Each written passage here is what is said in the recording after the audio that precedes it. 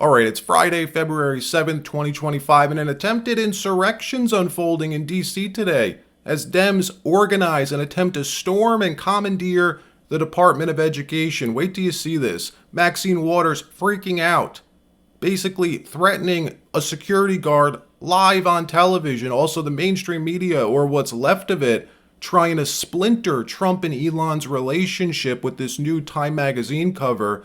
Well, Trump handles it like a boss. We're going to show you. Also, California Governor Gavin Newsom is in more hot water after admitting what residents of Pacific Palisades and Altadena and Pasadena have feared for over a month now, all but admitting rebuilding won't be as quick or easy as he led them to believe.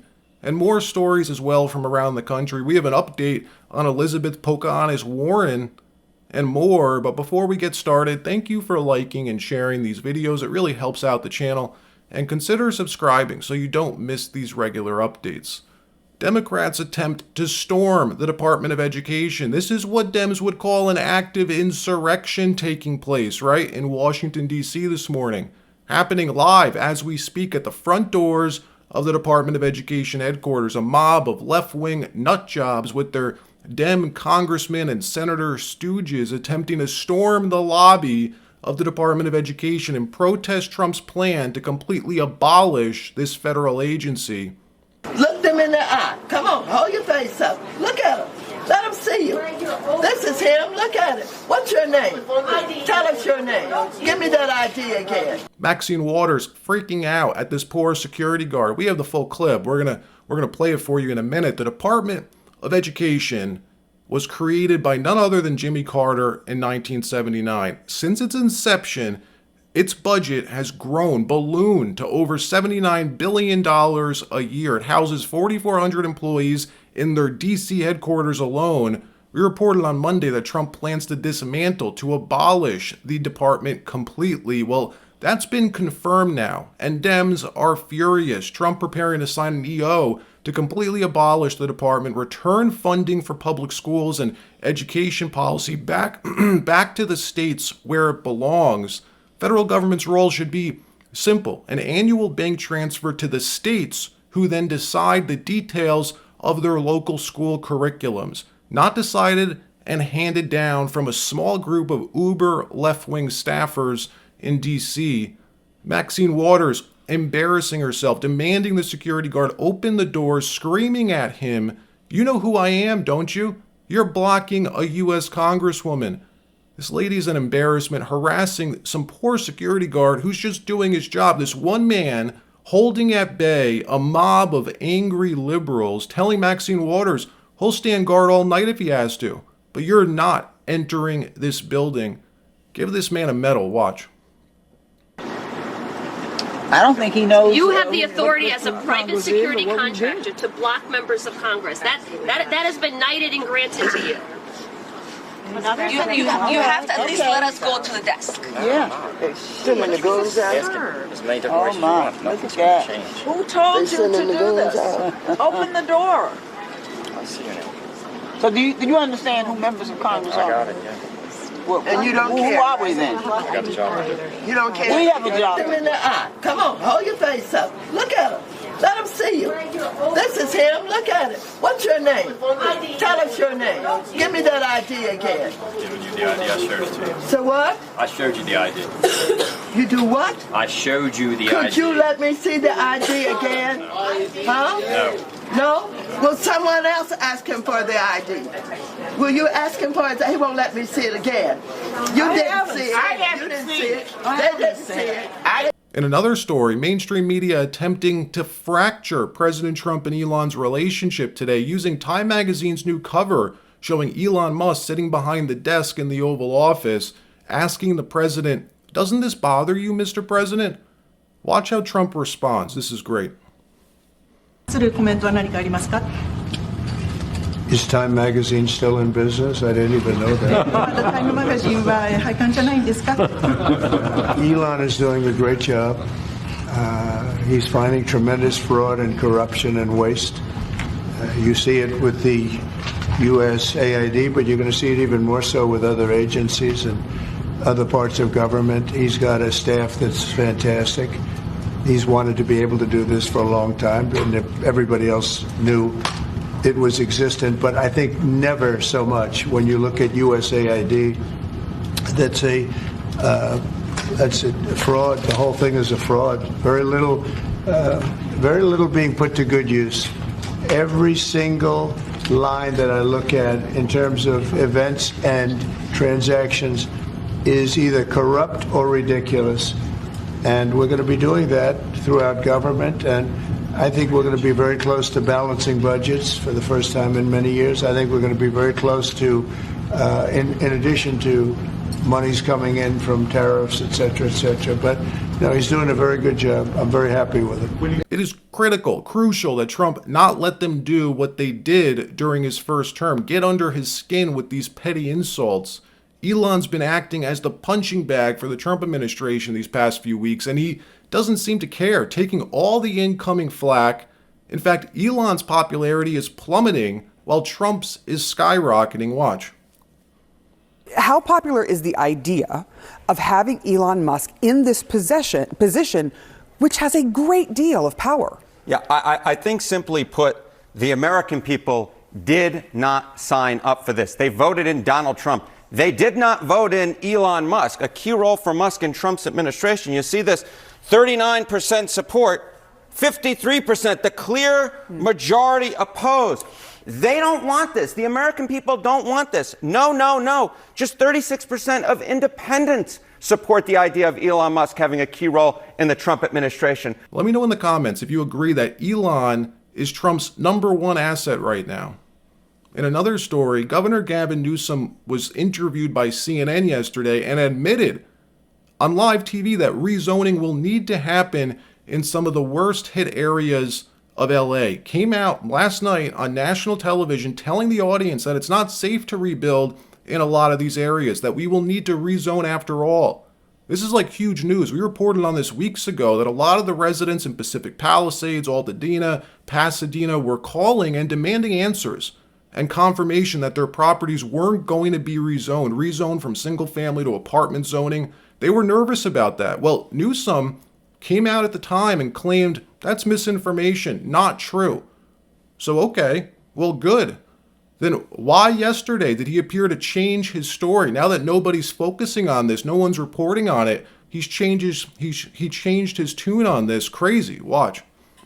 Important than anything else is the need to get the debris removed. 30 days to do the hazardous waste. We want to get 6 to 9 months, the rest of the debris done. Concurrently, people are getting permits. So this is all happening, rolling together, and we want to see construction very shortly. And in the next few years, we want to see hundreds, thousands of homes rebuilt. But I think there's a big question about how do some Californians do that, right? You have State Farm announcing that it has an average 22% interim rate hike for homeowners. The fair insurance plan for the state is just bogged down right now. Your dad, I believe, is on that plan, if I recall. Californians were saying they're not getting the help they need from FAIR. It's really confusing. Well, FAIR's not a state plan. It's not a taxpayer-funded plan. It's a syndicate pool run by the insurance market itself. And it's the insurer of last resort. And it's existed back to Ronald Reagan in 1968. As it relates to that plan and their exposure, they have reinsurance, a significant amount of reinsurance. We feel strongly at this moment, and again, this changes in real time, that the plan will be able to absorb the losses ultimately. Now, as it relates to the larger issue of the insurance market, not unique to California by any stretch of the imagination, what's happening with insurance, and this is the reality, the new reality of extremes, extreme heat, extreme drought. You have droughts and rain bombs. You have flooding at the same time you're dealing with droughts, all happening concurrently. There's a new reality, the world we're living in. And if you're not believing science, you have to believe your own eyes, your own lived experience. And the reality is the insurance market understands it better than anyone else. The market and Mother Nature's are going to have to change the way we live and do business in the context of how we plan, how we do land use, zoning into the future along the lines of your question. We have to wake up to this reality. We cannot be in denial about what's going on with Mother Nature, again, around the globe, not just so in the what, state of California. just to sort of pin you down, what does that mean for the rebuilding in some of these high-risk areas? Just more sophisticated design and planning. Remember, Altadena, many of those homes were done in the 20s and 30s and 40s for a world that no longer exists from a climate perspective. And so the ability to absorb a deeper understanding as you rebuild it presents itself anew in a profound and we hope impactful way. So we need answers as to what exactly this means. Who will be affected? Which areas, which property owners won't be able to rebuild how they want? We're going to keep you posted as we learn more. In another story, Elizabeth Warren gets called out by Community Notes on X. Called out again. Community Notes is great after she lied to reporters while running away in the halls of the Senate. Listen to what she said yesterday. Watch this. Big Pharma since 2020. The reason why you don't want RFK Jr. suing Big Pharma? Is that why? No, check the website. I don't take contributions from Big Pharma executives. I don't take any corporate PAC money. And you and your allies already know that. Saying she never received any money from Big Pharma, from pharmaceutical drug companies, never received any money from any PACs. Yet it turns out she received millions, beyond millions of dollars. She's a big fat liar. Here's Community Notes. According to Open Secrets, Elizabeth Warren was the number 2 recipient of money from pharmaceutical health products in the 2019-2020 election cycle. In just that one election, she received almost $1 million, $822,000. And she's not the only one. We saw Bernie Sanders get called out as well during the RFK Jr. confirmation hearing last week. If you didn't see that, that's great. RFK leveling Bernie, exposing how he's one of the largest recipients of Big Pharma contributions in all of Congress. And you wonder why Bernie wants to bankrupt this country, providing free health care to everyone. He's paid for by the pharmaceutical companies. Watch. President Trump and Mr. Kennedy are quite right when they say that our system is broken. They're right. Our economic system today is broken. 3 people own more wealth than the bottom half of American society. Wages have been stagnant for American workers for 50 years. The economy is broken. You know what? Our political system is broken and corrupt. You have a handful of billionaires in both political parties who contribute huge amounts of money to elect candidates in this room throughout the United States Congress. That is a broken political system and a real threat to democracy. Our healthcare system is broken. And it's broken for some of the reasons that Mr. Kennedy indicated. We have not paid attention to the fact that we have massive amounts of chronic disease. We have not answered the question why in the richest country in the history of the world, our life expectancy is lower than it is in countries far poorer than we are. So I think in many ways, President Trump and Mr. Kennedy have asked some of the right questions. Problem is their answers will only make a bad situation worse. So let me ask Mr. Kennedy again. If we want to make America healthy, will you assure the American people that you will fight to do what every other major country on earth does, guarantee health care to every single American? I'm going to make America healthier than other countries in the world right now. Will you guarantee do what every other major country does? That's a simple question. And by the way, Bernie, the problem of corruption is not just in the federal agencies, it's in Congress too. Almost all the members of this panel are accepting, including yourself, are accepting millions of dollars from the pharmaceutical industry. Oh, no, and protecting their interests. Oh, I thought that would come. No. I ran for president like you. I got millions and millions of contributions. They did not come from the executives, not one nickel of PAC money from the pharmaceutical industry. They came from workers. In 2020, you were the single largest because I had receiver of pharmaceutical money. Contributions from workers all over this country. Workers, you were the not a nickel from corporate PACs. You were the single largest acceptor of pharmaceutical dollars. No, from workers in 1.5 million. Yeah, out of 200 million. All right, but you have not answered. Last question. You have not answered. Imagine he got his wish and the U.S. government had to pay with our tax dollars for all healthcare, trillions of dollars a year. Imagine what would happen to the stock prices of Pfizer and Merck and AstraZeneca. They would explode through the roof. What complete phonies. All right, that wraps up this episode. Like, subscribe. We'll see you next time.